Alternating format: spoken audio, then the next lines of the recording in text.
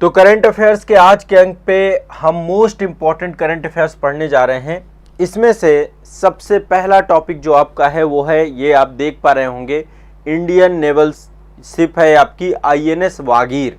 क्या है? INS वागीर। इसको नौसेना में शामिल किया गया है और INS वागीर जो आपकी है वो कलवरी श्रेणी की 5वीं पनडुब्बी है।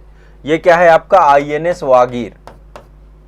INS वागीर ये पनडुब्बी है आपकी, जलपोत नहीं है, पनडुब्बी है। तो ये कलवरी श्रेणी की 5वीं, कलवरी श्रेणी की 5वीं पनडुब्बी है। टोटल 6 पनडुब्बियां बनाई जा रही हैं। 6 पनडुब्बियों में से 5 का नौसेना में सम्मिलित हो चुकी हैं। ये 5 कौन कौन सी हैं एक बार ध्यान से सुन लीजिए, लिस्ट लिख लीजिए। एक है आपकी INS कलवरी, दूसरी है INS खांदेरी, तीसरी है INS करंज, चौथी है INS बेला और 5वीं INS बागीर। फिर से एक बार लिख देता हूं, यहां पे कलवरी पहली है,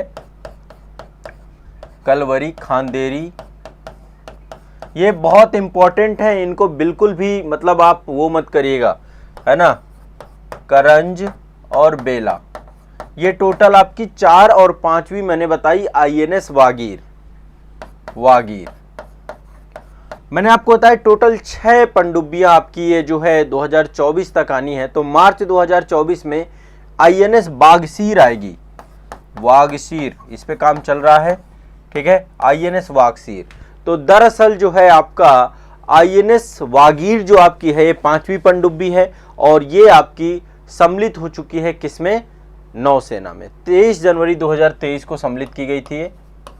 23 जनवरी 2023 को सम्मिलित की गई है INS वागीर। नौसेना डकयार्ड मुंबई में जो है इसको जो है सम्मिलित किया गया था नौसेना डकयार्ड में, और नौसेना प्रमुख R हरि कुमार के द्वारा जो है ये उनकी उपस्थिति में इसको सम्मिलित किया गया था। इसका निर्माणकर्ता कौन है? Mazagon dock ship builders limited, Mazagon dock ship builders limited, ठीक है, और फ्रेंच मेसर्स नेवल ग्रुप, इन दोनों के सहयोग से आपकी ये बनी है पनडुब्बियां। और INS वागीर जो है कलवरी श्रेणी की 5वीं पनडुब्बी है। कुल 6 पनडुब्बियां जो है इनका निर्माण प्रोजेक्ट 75 के अंतर्गत किया जा रहा है। किसके तहत किया जा रहा है? प्रोजेक्ट 75। प्रोजेक्ट 75 के तहत टोटल कितनी बनाई जा रही है? 6 पनडुब्बी, 5वीं आ चुकी है INS वागीर। तो मैंने आपको क्रम से बता दिया। INS बागसीर ये आपकी अगली है, ये मार्च 2024 तक नौसेना में शामिल किए जाने की संभावना है। और आपकी बागीर जो है ये पश्चिमी कमान में तैनात की गई है, ठीक है।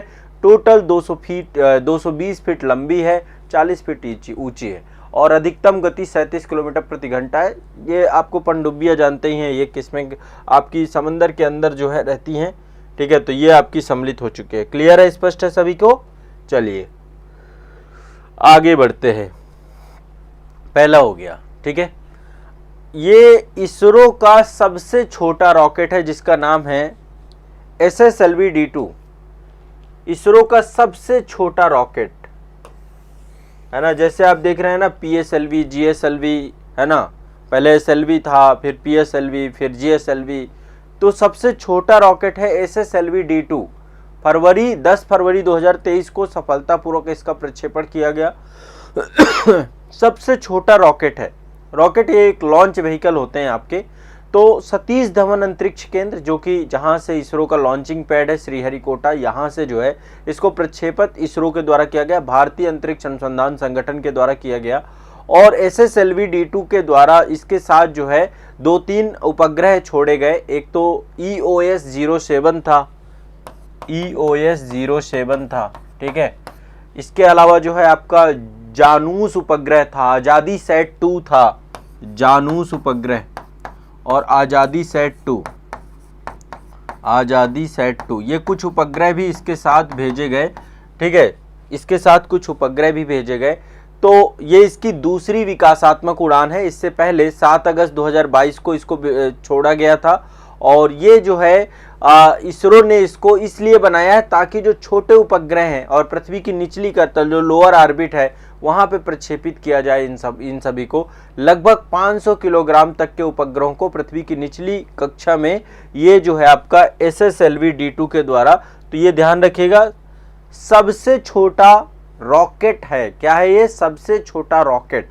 सबसे छोटा रॉकेट है इसरो का, ध्यान रखना है बच्चों, ठीक है। SSLV-2 कुछ पूछा जा सकता है, ठीक है। चलो आगे बढ़ते हैं, आगे बात करते हैं एयर क्वालिटी इंडेक्स 2022 पे। क्या बात करते हैं, 14 मार्च 2023 को ये आपका जारी हुआ था, 14 मार्च 2023 को जारी हुआ। इसको बोलेंगे world air quality report, world air quality report 2022, ठीक है। तो इसमें टोटल 131 शहर विश्व के सम्मिलित किए गए थे और विश्व के सबसे ज्यादा प्रदूषित 3 शहरों की बात करें, वायु गुणवत्ता सूचकांक है, विश्व वायु गुणवत्ता सूचकांक, तो सबसे ज्यादा प्रदूषित में नंबर 1 में चाड है। क्या है, नंबर 1 में चाड। नंबर 2 में यदि हम बात करें तो वो है इराक, नंबर 2 पे है इराक, नंबर 1 चाड, नंबर 2 इराक, नंबर 3 पाकिस्तान, ये सबसे प्रदूषित है। पाकिस्तान सबसे ज्यादा प्रदूषित है, ठीक है। नंबर 1 चाड, नंबर 2 इराक, नंबर 3 पाकिस्तान, ये सबसे ज्यादा प्रदूषित है, सबसे ज्यादा प्रदूषित है। और विश्व के सबसे कम प्रदूषित देश जो हैं आपके, सबसे कम प्रदूषित देशों में है गुआम, गुआम, ठीक है, ये ध्यान रखिएगा, सबसे कम। अब सबसे प्रदूषित राजधानियों की बात करें तो भारत की राजधानी नई दिल्ली दूसरे नंबर पे आती है। पहले नंबर पे चाड की राजधानी अनजामे आती है, चाड की राजधानी अनजामे ये नंबर 1 में आती है। दूसरे नंबर पे भारत की राजधानी, यदि सबसे प्रदूषित राजधानियों की बात करें तो भारत की राजधानी दूसरे नंबर पे आती है। और प्रदूषण के मामले में भारत का 8वां स्थान है, यहाँ पे भारत 8वें स्थान पे है, ठीक है। तो सबसे ज्यादा प्रदूषित चाड है, फिर इराक है, फिर पाकिस्तान है, भारत 8वें नंबर पे है। सबसे कम प्रदूषित गुआम है। और यदि हम सबसे प्रदूषित शहर या राजधानी की बात करें तो नई दिल्ली आपकी दूसरे नंबर पे आती है पूरे विश्व में, ठीक है, ध्यान रखिएगा। PM 2.5 सांद्रता वाले जो आपके आंकड़े हैं उन पर आधारित है पूरी की पूरी रिपोर्ट आपकी। चलिए आगे बढ़ते हैं, नेक्स्ट अगला करंट अफेयर्स आपका, ये जो है यूनेस्को के द्वारा एक लिस्ट जारी की गई है। यूनेस्को ने एक लिस्ट जारी की है 50 आइकॉनिक इंडियन हेरिटेज टेक्सटाइल, यानी भारत के 50 विशिष्ट और प्रतिष्ठित विरासत वस्त्र शिल्पों की सूची जारी की गई है। फिर से यूनेस्को के द्वारा क्या लॉन्च किया गया है, 50 iconic Indian heritage textile, 50 iconic Indian heritage textile, ये किसने जारी किया है, यूनेस्को के द्वारा जारी किया गया है, ठीक है। सितंबर 2022 में इसको जारी किया गया है। 21वीं सदी के लिए हस्तनिर्मित पारंपरिक भारतीय वस्त्रों की सुरक्षा के लिए इसको जारी किया गया है, ठीक है। अब इसमें से कई सारे वस्त्र इसमें सम्मिलित हैं, जैसे तमिलनाडु में टोडा कढ़ाई वाला वस्त्र है, वाराणसी में जो है अवध जामदारी, ये भी आपका एक है, जो है हाथ से जो है इसको कढ़ाई की जाती है। हिमाचल प्रदेश में चंबा रुमाल है, हरियाणा की खेस है, महाराष्ट्र की हिमरू है। तो आपको जो ध्यान रखना है कि यूनेस्को ने जो है भारत के 50 विशिष्ट विरासत वस्त्र शिल्प, विरासत वस्त्र शिल्प, इनकी सूची जारी की है। हेरिटेज टेक्सटाइल है ना, विरासत वस्त्र शिल्पों की सूची इसने जारी की है, ठीक है, ध्यान रखना है। तो भारत में जो पारंपरिक वस्त्र हैं उनको प्रमोट करने के लिए, उनकी सुरक्षा के लिए ये जारी किया गया है। यूनेस्को के बारे में सभी जानते हैं कि इसका मुख्यालय पेरिस में है। 1945 नवंबर में इसकी स्थापना हुई थी और टोटल 195 देश इसके सदस्य हैं, ठीक है। चलिए आगे चलते हैं, एक बहुत इंपॉर्टेंट न्यूज़ है और संभवतः आप इसके बारे में जानते भी होंगे, आपने सुना भी होगा। एक न्यूज़ है आपकी और ये न्यूज़ जुड़ी हुई है अंतर्राष्ट्रीय स्तर पे। अंतर्राष्ट्रीय स्तर पे आपको ये ध्यान रखना है, एक वैश्विक शांति आयोग की बात की गई। ये बात किसने की, मैक्सिको के राष्ट्रपति जिनका नाम है एंड्रेस मैनुअल लापेज अल्बेडोर, है ना। तो इनके द्वारा एक वैश्विक शांति आयोग बनाने की बात की गई कि भाई एक वैश्विक शांति आयोग बनना चाहिए। और इस वैश्विक शांति आयोग में भारत के प्रधानमंत्री नरेंद्र मोदी जी को सम्मिलित करने की बात की गई। ये 3 लोगों का 3 सदस्यीय वैश्विक शांति आयोग बनाने की बात की गई, जिसमें नरेंद्र मोदी जी रहेंगे। ये एंटोनियो गुटेरेस हैं, आपके एंटोनियो गुटेरेस संयुक्त राष्ट्र महासभा के सचिव हैं और ये पोप फ्रांसिस हैं। इन 3 लोगों के, यदि राष्ट्राध्यक्ष की बात करें तो इसमें नरेंद्र मोदी जी भारत के हैं, इन्हीं का नाम सम्मिलित है। तो एक अंतरराष्ट्रीय शांति आयोग बनाया जाए, जहां पे जो अंतरराष्ट्रीय स्तर पे आप देख रहे हैं इतनी ज्यादा आफतें हैं, तो ये मैक्सिको के राष्ट्रपति के द्वारा क्या किया गया, एक ये प्रपोजल दिया गया है, प्रस्ताव दिया गया है, ठीक है। मैक्सिको के राष्ट्रपति जिनका नाम है एंड्रेस मैनुअल लॉपेज, उनके द्वारा एक 3 सदस्यीय वैश्विक शांति आयोग का प्रस्ताव दिया गया। क्या दिया गया, 3 सदस्यीय वैश्विक शांति आयोग। इसमें कौन कौन है, प्रधानमंत्री नरेंद्र मोदी, एंटोनियो गुटेरेस और पोप फ्रांसिस, ठीक है। अभी ये मात्र प्रपोजल ही है और बोला गया कि इस आयोग का कार्यकाल 5 साल रहना चाहिए, फिर इसके बाद फिर से नया आयोग बने। तो पहला आयोग का ये प्रस्ताव आया है सिर्फ, ठीक है, ये ध्यान रखना है। क्लियर, स्पष्ट है सभी को। ये वैश्विक शांति आयोग भारत के लिए बहुत बड़ी बात है और प्रधानमंत्री नरेंद्र मोदी जी की जो छवि है अभी अंतर्राष्ट्रीय स्तर पे, वो अपने आप में अलग है। नेक्स्ट अगला लिखे, एक समिट है आपकी जिसका नाम है world dairy summit, world dairy summit 2022, world dairy summit 2022, ठीक है। तो ये आपकी आयोजित हुई थी 12 से 15 सितंबर नई दिल्ली में आयोजित हुई थी वर्ल्ड डेयरी समिट, ठीक है। आयोजन स्थल इंडियन एक्सपो सेंटर आपका है ग्रेटर नोएडा में, वहां पे इसको आयोजित किया गया था, ठीक है।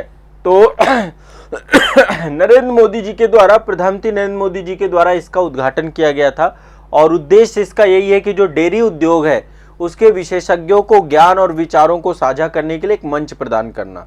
तो वर्ल्ड डेयरी समिट में जो डेयरी उद्योग से जुड़े हुए जितने भी स्टेक होल्डर्स हैं उनको एक ऐसा प्लेटफॉर्म देना जहां से सुरक्षित और टिकाऊ डेयरी के साथ साथ विश्व को ऐसी पोषित करने का योगदान हो सके। तो आपको पता है भारत विश्व में दूध के उत्पादन पे पहले स्थान पर है। टोटल पूरे विश्व का हम 23% दूध उत्पादित करते हैं। दुग्ध उत्पादन पे नंबर 1 देश कौन सा है, भारत, ठीक है। दूसरे नंबर पे कौन सा है आपका, संयुक्त राज्य अमेरिका। दूसरे नंबर पे यूएसए है, फिर चीन है, फिर पाकिस्तान है, फिर ब्राजील है। भारत के बाद पहला भारत है, दूसरे नंबर पे यूएसए है, ठीक है, ठीक है, ध्यान रखना है क्रम से, ये भी आपका कई बार पूछा जाता है, ठीक है। फिर चीन है आपका, फिर पाकिस्तान है, पाकिस्तान है और नंबर 5 में आपका है ब्राजील। तो दुग्ध उत्पादन में भारत विश्व में नंबर 1 है, ठीक है।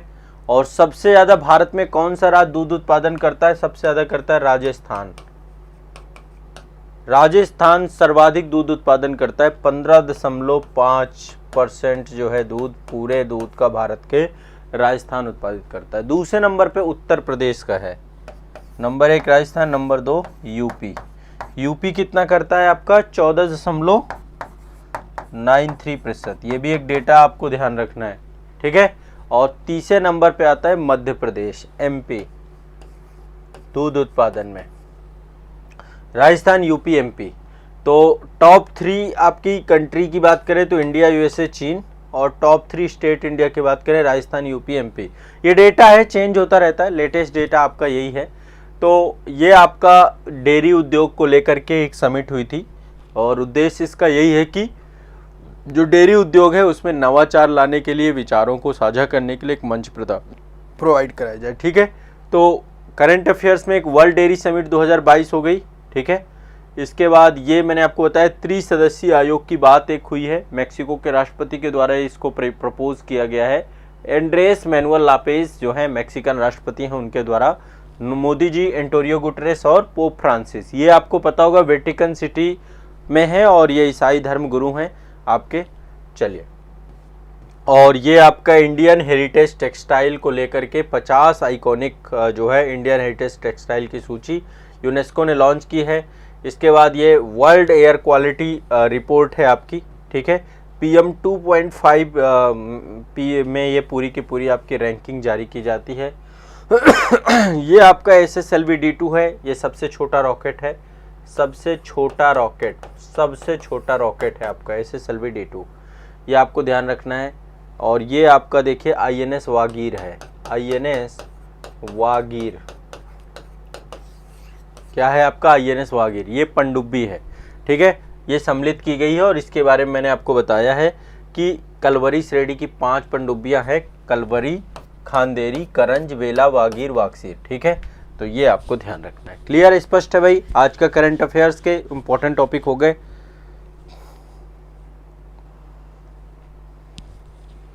देखो डेटा संदीप राय जी बिल्कुल फ्लैक्चुएट होता है। यूपी भी, मतलब यूपी आपका दुग्ध उत्पादन में कभी नंबर 1 रहता है। अभी जो लेटेस्ट डेटा है उसमें राजस्थान है, ठीक है, थोड़ा ही अंतर है राजस्थान यूपी में कितना है, तो ये अपडेट होता रहता है।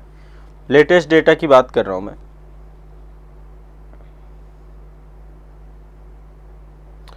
प्रशांत मिश्रा जी बिल्कुल, आगे के जो कार्यक्रम है ना उन पे हम काम कर रहे हैं।